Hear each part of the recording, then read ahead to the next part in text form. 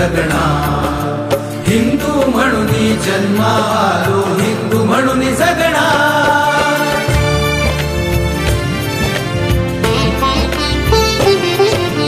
परमेशाच्या पाच मुखाने गुरु इथे जन्मा आले.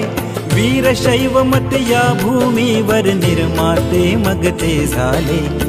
परमेशाच्या पाच मुखाने गुरु इथे जन्मा आले. वीरशैव मत या भूमीवर निर्माते मग ते झाले. श्री बसवेश्वर त्याच मताचे झाले तारणहार.